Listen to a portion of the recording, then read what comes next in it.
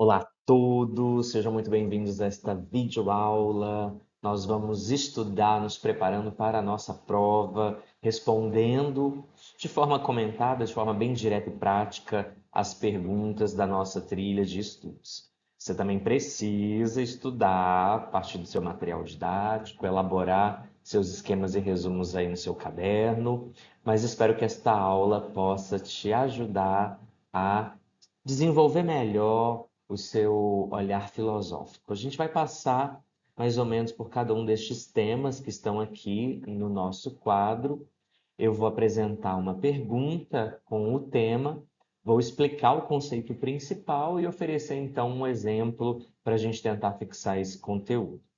Tenha o caderno perto de você, canetas coloridas e lembre-se sempre de ler o seu material didático. Esta aula não substitui a que a gente tem na sala de aula durante o nosso curso regular, mas ela vai servir como uma grande revisão e também uma forma de você relembrar aquilo que já estudou, ok? Vamos juntos? Questão número 1. Explique a fórmula geral do imperativo categórico kantiano. Por que ele é chamado de categórico e não hipotético? A primeira questão é sobre o imperativo categórico de Kant e a fórmula da lei universal e a ética do dever kantiano. Fixe essa fórmula. Ela cai de muitas maneiras em provas, principalmente no Enem. Já caiu no Enem uma vez, pode cair outra.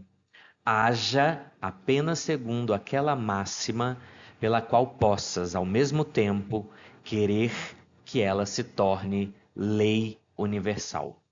Vou repetir. Haja apenas segundo aquela máxima pela qual possas, ao mesmo tempo, querer que ela se torne lei universal. O que isso quer dizer na prática? Antes de você agir, você identifica o princípio que está orientando a sua ação. É isso que Kant chama de máxima. E você deve se perguntar: e se todo mundo fizesse isso? Se a universalização da máxima leva a uma contradição, a ação é imoral. Se a universalização se sustenta, ou seja, se todo mundo puder fazer isso que eu faço, a ação é admissível. Exemplo bem simples. Eu preciso de dinheiro. Penso em pegar emprestado, prometendo pagar, sabendo que não vou pagar. A máxima aqui é clara. Quando eu estiver em apuros, prometo o que eu não posso cumprir. Então, essa é a máxima da ação. Vamos fazer o teste de universalização, ok? Imagina todo mundo fazendo a mesma coisa, sempre. Qual que vai ser o resultado? Ninguém vai emprestar dinheiro. Ninguém mais acreditaria em promessa nenhuma. A própria instituição da promessa desabaria. Apareceu contradição. Logo, a máxima aqui é imoral. Gente, aqui é o seguinte, pensa bem. Se todo mundo pudesse mentir, se todo mundo mentisse, a gente ia acreditar em alguém ainda? Não. Então, por que o mentiroso ele tem vantagem hoje? Porque a gente acredita na verdade, a gente acredita que a maior parte das pessoas falam a verdade. Então, vamos por aí. Por que esse imperativo categórico do Kant se chama de imperativo moral categórico, em vez de hipotético?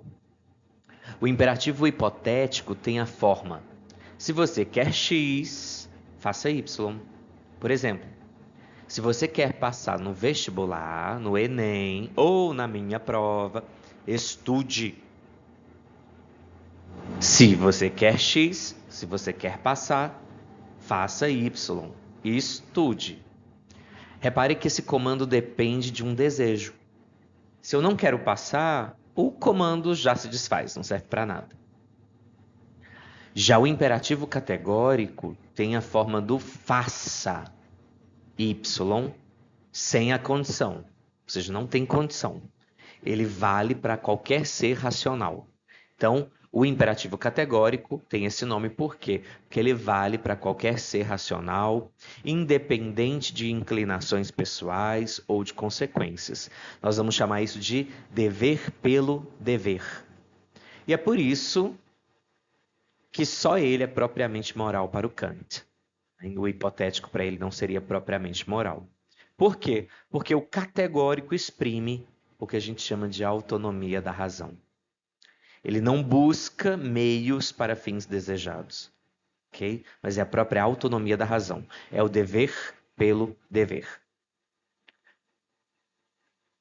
Então, essa é a ética da intenção.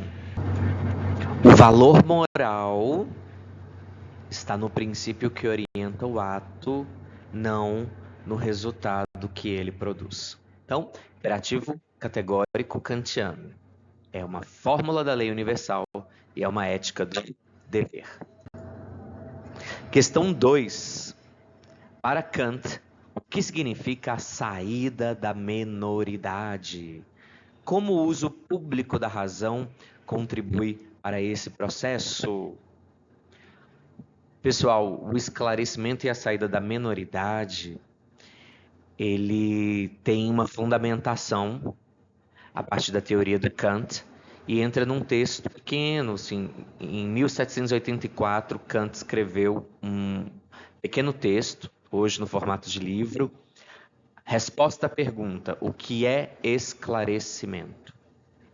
E a definição básica que ele dá é a seguinte, olha, esclarecimento é a saída do ser humano da sua menoridade, da qual ele próprio é culpado. Cuidado! Cuidado com a palavra menoridade aqui. Ela não tem nada a ver com idade, não tem a ver com fazer 18 anos, não. Menoridade aqui é a incapacidade de usar o próprio entendimento sem precisar que outra pessoa pense por você. Presta atenção no detalhe, a culpa é nossa. Para Kant não falta inteligência, falta é coragem e resolução. Por isso que o lema do esclarecimento, e a gente vai lembrar esclarecimento, iluminismo, em latim é o sapere aude, ou traduzindo, ouse saber, atreve-te a conhecer, né? Uma expressão retirada do poeta Horácio. Kant vai repetir, sapere aude, ouse saber. Tem coragem de fazer uso do teu próprio entendimento. Kant, ele identifica 2 obstáculos principais para sair dessa menoridade. O primeiro é a preguiça. É mais confortável deixar que os outros pensem por mim. Então, o livro tem entendimento por mim, o médico decide por mim, eu sigo a opinião do grupo sem examinar o que eles estão decidindo. Preguiça, deixar os outros pensarem no meu lugar. O segundo é a covardia, o medo de pensar por si próprio, o medo de errar, medo de não pertencer mais ao grupo, medo de assumir a responsabilidade pela própria razão. Um exemplo bem prático e muito contemporâneo, está aí na tela também, você recebe uma mensagem de áudio ou um print no WhatsApp, repassa para todo mundo sem checar a fonte, sem comparar com outras informações. Olha, pense comigo, nesse ato você está delegando a outra pessoa o trabalho de pensar por você. Você não confirmou, você não checou, você está só repetindo o que outra pessoa falou. E isso é menoridade no sentido kantiano. Já o contrário, parar, pesquisar, comparar fontes, suspender o juízo, ou seja, não emitir opinião enquanto não encontrar uma evidência suficiente, esse é o exercício do esclarecimento, ok? E, para fechar aqui, Kant insiste num ponto crucial. O uso público da razão precisa ser livre. O uso público é aquele que alguém faz da razão quando se dirige ao conjunto do público leitor, que é isso? Quando escreve, debate, publica argumentos, faz lives, né, hoje em dia. E é esse uso que faz as ideias circularem, serem debatidas, revisadas. Por isso, censurar o debate público trava o processo de amadurecimento da humanidade inteira. Palavras-chave, né, palavras-chave para você entender esse processo de esclarecimento, o conceito de esclarecimento e o processo de saída da minoridade, segundo Kant, sapere aude, liberdade de pensar, autonomia, ok? Questão número 3. Analise o percurso de Descartes ao duvidar dos sentidos e do próprio corpo. Qual é a única coisa da qual ele não pode duvidar? Vamos fazer então uma análise que se encontra principalmente nas obras Meditações Metafísicas ou Meditações sobre Filosofia Primeira, que foi escrita em 1641, e também O Discurso do Método, outra obra de René Descartes. René Descartes, justamente nas Meditações sobre Filosofia Primeira ou Meditações Metafísicas, faz uma operação radical de pensamento para encontrar um conhecimento absolutamente seguro. Ele decide duvidar de tudo, ou seja, ele decide assumir inicialmente ali o ceticismo, para poder depois refutar o ceticismo. Então a dúvida vai ser o método. Ele vai colocar em dúvida tudo que possa ser posto em dúvida. Então não é bem aquele ceticismo que a gente estudou lá no pirronismo, ok? Essa dúvida aqui do Descartes é justamente um método. Ele duvida para depois encontrar o que sobra, e o que sobra é firme, né? Depois que ele faz essa limpeza. Por isso que a gente chama uma dúvida metódica, dúvida como método. O caminho da dúvida tem 3 etapas com consequentes 3 níveis de profundidade. Primeiro é a dúvida dos sentidos. Os sentidos às vezes nos enganam. O bastão dentro da água parece torto, a torre ao longe parece pequena, a sombra parece um vulto. Como que enganou uma vez, pode enganar de novo? É prudente a gente não confiar plenamente nos sentidos. Então, já descarta o conhecimento vindo dos sentidos. Segundo passo aí é o argumento dos sonhos. Em um sonho, as coisas podem parecer reais, né? Mesmo coisas que não são. E aí vem uma parte inquietante. Não adianta só eu falar, a gente precisa sentir aqui esse argumento. Como é que eu sei, neste exato instante, que eu não estou sonhando? Me mostra que não. Não dá, não dá. Pode ser que tudo isto aqui, inclusive o que eu estou fazendo, as minhas mãos, o lugar onde eu estou, este meu corpo, meu computador, pode ser que isso tudo seja um sonho. Então, até o meu próprio corpo e as coisas do mundo material, que a gente vai chamar de res extensa, pode ser duvidado.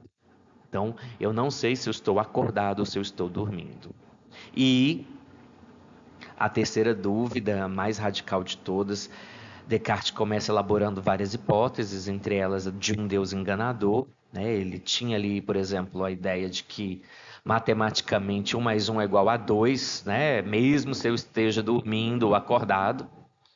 Então, disso eu não posso duvidar. Mas se existir um Deus poderoso que pode tudo, que possa enganar, e esse Deus resolve me enganar que 1 mais 1 é igual a 2, ele consegue. E aí Descartes derruba o próprio Deus enganador. Ele vai falar, não, o conceito de Deus é de perfeição, é de bondade. É um conceito de perfeição. Quem é perfeito não vai enganar ninguém. Então ele derruba o Deus enganador, mas ele mantém a hipótese radical, ele cria uma hipótese chamada ad hoc, né? Uma hipótese para o fim específico, e essa hipótese é a hipótese do gênio maligno, né? Esse gênio maligno aqui não é o demônio da cosmovisão cristã, ok? Isso aqui é uma teoria, uma hipótese, mera hipótese filosófica e não um ser propriamente teológico. Na hipótese desse gênio maligno, a gente vai pensar assim: imaginemos que exista um ser supremamente poderoso, né? Ele tem os poderes de Deus, mas ele não é Deus, então ele não é perfeito. E ele é dedicado a me enganar em tudo, inclusive nas verdades matemáticas mais simples. Talvez 2 mais 2 não seja 4, 1 mais 1 não seja 2. Talvez eu esteja sendo iludido, enganado em cada operação racional que eu faço. Nesse cenário extremo, tudo, absolutamente tudo pode ser falso. E é exatamente aqui o ponto mais radical da dúvida. Ela encontra o seu limite. Pensa aqui comigo. Mesmo que tudo possa ser falso, alguma coisa não pode ser falsa. O fato de que eu estou duvidando. Para eu duvidar, eu preciso pensar. Para pensar, eu preciso existir. Mesmo se o gênio maligno me engana em tudo, ele engana a mim. E para enganar a alguém, esse alguém tem que existir. Daí vem a primeira certeza, a certeza indubitável, a certeza autoevidente, a certeza de que eu existo. Penso, logo existo. Né? O ser humano entendido por René Descartes como uma coisa que pensa, uma res cogitans. Em latim, nós vamos ouvir sempre assim, cogito ergo sum. Penso, logo existo. E presta atenção num detalhe que costuma cair em provas, tá? O cogito, né? O cogito não diz só que eu existo. Ele diz mais, ele diz que eu existo enquanto coisa pensante. Então eu sou uma coisa que pensa. No latim res cogitans. E para Descartes a natureza primeira do eu é o pensamento, não é o corpo, não é o mundo exterior. Para tentar provar o mundo exterior, depois ele vai se valer de outros argumentos, inclusive da ideia de que existe de fato um Deus, um garantidor desse mundo material. Mas a intuição aqui do Descartes, de que a gente existe enquanto uma coisa que pensa, é que vai servir de pedra fundamental, de fundamento arquimédico, né? Lembra lá do Arquimedes? Para ele reconstruir todo o edifício do conhecimento. Então vamos lá. É um exemplo aqui mais prático. Pensa naquele momento esquisito em que você acorda confuso. Você acabou de acordar, atrasado, já tem que correr para ir para a escola e não sabe direito se ainda estava sonhando, se já estava acordado. Por um instante você fica assim, oi, onde eu estou? Tudo parece muito duvidoso, muito escorregadio, sem um ponto de apoio. Mas em nenhum momento você duvida que está ali naquela confusão, né? Nesse momento de ideias bagunçadas, quando a gente está saindo de um sono, quando acorda atrasado, assim. Então, o sujeito que pensa a dúvida não pode ele mesmo ser duvidado. É exatamente essa intuição que René Descartes formaliza no cogito ergo sum. Questão número 4. Diferencie a ética para um kantiano, lembra a ética do dever, a ética deontológica, e para um utilitarista, que é uma ética consequencialista, né? Em uma situação específica da devolução de um objeto achado. Então vamos pensar assim, a ética deontológica do Kant e a ética consequencialista do utilitarismo. Vamos pensar as palavras-chave: intenção versus finalidade. Essa questão ela é comparativa. A ética deontológica do Kant contra a ética consequencialista do utilitarismo. E essa é a grande divisão da ética moderna. Então organize essa diferença com cuidado. Se puder, traça aí 2 colunas no seu caderno. São 2 tradições que respondem de modo oposto à mesma pergunta. A pergunta é: o que torna uma ação moralmente correta? Kant, e daí ele é um deontologista, deon do grego significa dever, ele responde, né? O que torna a ação correta é o princípio que a orienta, a intenção, a máxima. Lembra lá do imperativo categórico? Então, olha lá para trás, para o motivo. Se a máxima é universalizável, a ação é boa, independente do resultado. A consequência não importa para o juízo moral kantiano, na ética do dever.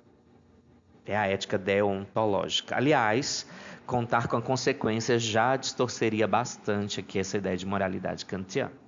O agente estaria agindo por interesse, por aquilo que vai ganhar, não, ou alcançar, não por dever. Já os utilitaristas, aí a gente pode lembrar aqui de Jeremy Bentham, Stuart Mill, eles respondem exatamente o contrário do Kant. Eles vão dizer que o que torna uma ação correta é o resultado. É o resultado que ela produz. Olha para frente, olha para os efeitos.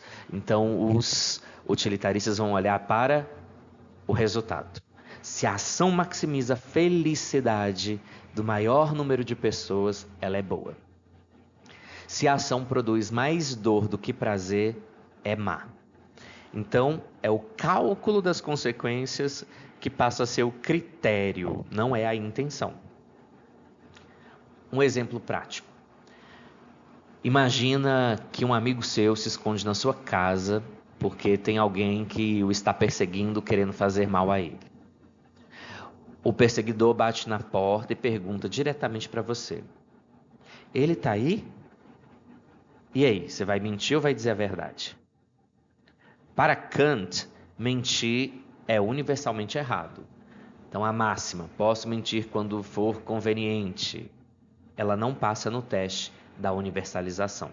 Se todo mundo mentisse quando fosse conveniente, a linguagem perderia sentido. Logo, a ética do Kant, nela, ele se recusa a mentir, mesmo prevendo a consequência ruim. Seu amigo vai apanhar, né? O kantiano paga o preço da consequência para preservar o princípio da ética do dever. Já o utilitarista vai por um lado contrário. A resposta é oposta. Mentir, nesse caso, evita um dano grande. As consequências da mentira aqui são claramente menos negativas que as da verdade. Logo, a ação correta é mentir. Porque aí o seu amigo não vai apanhar, né? E talvez, se possível, ainda alertar a polícia, né? Telefonar lá no 190. Fazer o que for possível para reduzir o dano. O utilitarista paga o preço do princípio. Ele abandona o princípio ali de falar a verdade, vai mentir, para preservar a consequência, proteger o amigo. Mesma situação, os raciocínios são totalmente opostos. Então é isso que você precisa guardar. A ética deontológica kantiana, qual que é a máxima? É isso que ele vai perguntar. E o utilitarista, qual que é o resultado? Intenção, ética deontológica, ética do dever do Kant, versus resultado, finalidade ou ética consequencialista do utilitarismo. Na questão número 5, John Stuart Mill afirma que existem prazeres qualitativamente superiores. Como essa visão altera o utilitarismo quantitativo de Jeremy Bentham? Então aqui a gente tem outra questão sobre o utilitarismo agora, comparando os dois grandes nomes, né? Bentham e Mill. Então, o princípio da maior felicidade, do Bentham, e a qualidade dos prazeres, de Stuart Mill. Então, nessa questão, que eu classifico como uma questão bem difícil, né? O utilitarismo, ele é visto a partir de seus dois maiores nomes. E essa questão pede para a gente integrar essas duas figuras. Então, Bentham, em 1789, ele formula o princípio fundamental, que o maior bem deve ser feito para o maior número. Então, a gente deve produzir a felicidade para o maior número de pessoas, máximo de felicidade para o maior número possível. Então, para Bentham, toda ação se julga pelo saldo de prazer sobre a dor que ela produz. E Bentham cria um instrumento técnico para esse julgamento. A gente chama isso de cálculo hedonista. O cálculo hedonista tem 7 critérios: intensidade, duração, certeza, proximidade, fecundidade, pureza e extensão. Um detalhe crucial aqui em Bentham: todos os prazeres para ele são iguais em natureza. Prazer é prazer. A única diferença entre eles é quantidade. Por isso ele chega a afirmar aquela frase polêmica, né? Sendo igual a quantidade, o joguinho de salão é tão bom quanto a poesia. Para Bentham, se eu jogar damas com muita intensidade durante muito tempo, eu produzo tanto valor, ou melhor, tanta felicidade, quanto alguém que se delicia com um soneto, um poema ou algo assim. E aqui aparece também a crítica famosa, né, que acabou chamando o utilitarismo de doutrina dos porcos. Por quê? Porque se o prazer é só quantidade, prazeres sensoriais simples em grandes quantidades valeriam mais que prazeres elevados. Então, comer muito chocolate por horas valeria muito mais que ler um livro denso, complexo. E isso pareceu insustentável para muita gente. Inclusive, para o próximo utilitarista que a gente vai estudar aqui, que é o Mill. Mill, em 1861, no livro intitulado Utilitarismo, ele responde essa crítica. E a resposta dele é genial. Ele introduz uma distinção qualitativa entre os prazeres. Então, para ele, tem prazeres superiores e prazeres inferiores. Os superiores são intelectuais, estéticos, morais, da imaginação, dos sentimentos elevados. E os prazeres inferiores seriam os puramente sensoriais, né, dos 5 sentidos. Tato, olfato, visão, paladar, audição. E Mill propõe um critério muito interessante para a gente distinguir um do outro: o juízo de quem experimentou ambos. De 2 prazeres, se quase todos os que provaram dos 2 lados preferem decididamente um lado, esse é o superior. Então ele vai falar que não é uma decisão, né, arbitrária, é uma decisão experiencial. E aí a gente precisa lembrar de Mill que antes ser um Sócrates insatisfeito do que um tolo satisfeito. Antes ser um ser humano insatisfeito do que um porco satisfeito. Vamos pensar aqui um exemplo prático para a gente lembrar e fixar essa matéria. Passa a tarde inteira jogando no celular e o joguinho é viciante.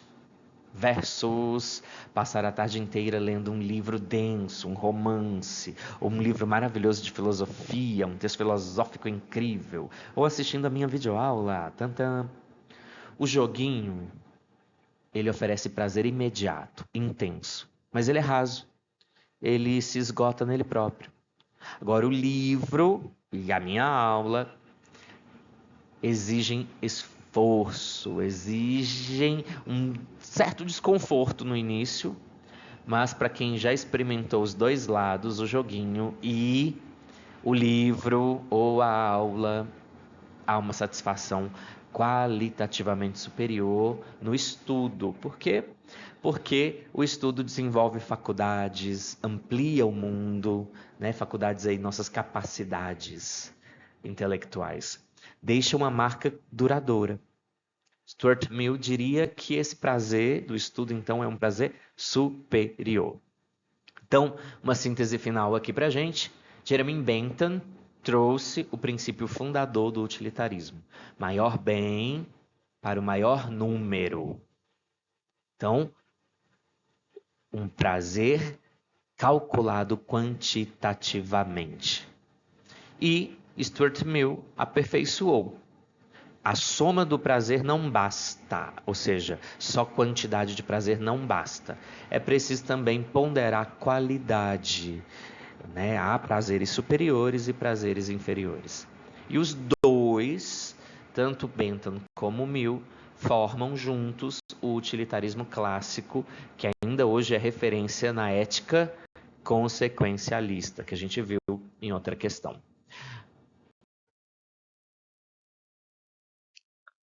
Questão 6, sobre David Hume, explica a distinção entre impressões e ideias. Então, nessa questão aqui, e ela é um tanto difícil, a gente tem por tema a gênese do conhecimento no empirismo de David Hume, e especificamente essa distinção entre impressões e ideias. David Hume parte de um princípio empirista clássico, qual que é? Todo o conteúdo da nossa mente vem da experiência, não nasce conosco, não nasce com a gente. Então não tem conhecimento pronto, nenhum conhecimento nasce conosco. Bem diferente do Descartes, que acreditava em ideia inata, tá bom? E Descartes era um racionalista, David Hume é um empirista. Tudo o que sabemos no fundo tem origem em alguma experiência sensível. E Hume divide esse conteúdo em duas categorias muito bem definidas: impressões e ideias. Impressões são as percepções imediatas, vivas, fortes, intensas. É aquilo que entra na nossa mente no exato instante em que vemos, ouvimos, tocamos, sentimos uma emoção.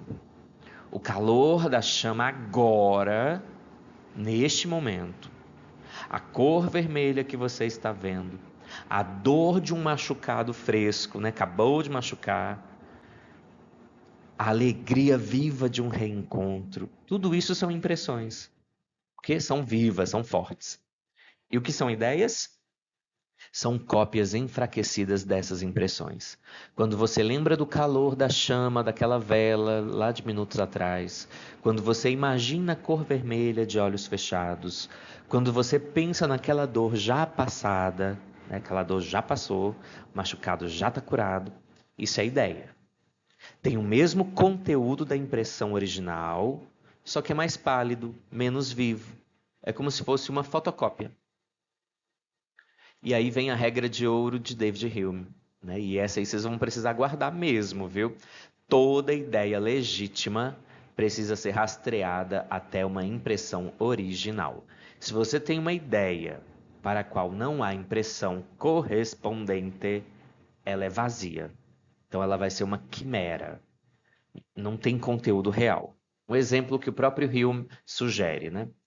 Um nativo de uma região tropical que nunca viu neve na vida, eu até meus 20 e tantos anos, pode ouvir descrições, ler livros, ver desenhos, mas ele não tem ideia adequada da neve, porque a impressão original nunca aconteceu. Faltou o calor sentido contra a frieza concreta, a textura, o som ao pisar na neve. Outro caso, né, para ele, para o Rio. Alguém que nasceu cego não tem ideia das cores, né? Pode ouvir 1000 explicações sobre vermelho, azul, amarelo, mas faltaria para essa pessoa a impressão visual original. Essa distinção, pessoal, parece simples, mas ela tem um poder enorme, um poder crítico, assim, sem tamanho. Porque é com ela que David Hume vai fazer críticas aos conceitos clássicos da metafísica. Substância, conexão causal, alma, Deus. Hume perguntaria, por exemplo, para esses conceitos clássicos, né? De qual impressão você tirou essa ideia? De qual impressão você tirou a ideia de Deus? Ou de alma? Ou de conexão causal? Ou de substância? Se você não consegue mostrar de qual impressão você tirou essa ideia, então no rigor dele, ela é cognitivamente vazia. E essa virada empirista de David Hume, um tempinho depois, vai despertar Immanuel Kant, né? Kant vai dizer, algum tempo depois, que ao ler Hume, ele despertou de seu sono dogmático, quando finalmente tudo se conecta. E para o Kant é quando ele vê a metafísica de uma outra forma. Importante a gente falar também sobre David Hume, que essa ideia de relação causal necessária, ela não tem impressão. Então, é uma quimera filosófica e a gente, na verdade, está acostumado a ver as coisas se repetirem. A gente está acostumado a ver as coisas acontecerem e a gente tende a crer que isso vai se repetir. Então, eu vejo o sol nascer todos os dias. Não existe nada que me garanta que ele vai nascer amanhã. Mas, por meio do hábito, eu gero a crença de que ele vai nascer amanhã. E aí eu elaboro a ideia de que isso tem uma causa necessária, tem uma relação causal necessária. O David Hume vai criticar totalmente isso, né? Então, ele vai falar isso é mero hábito.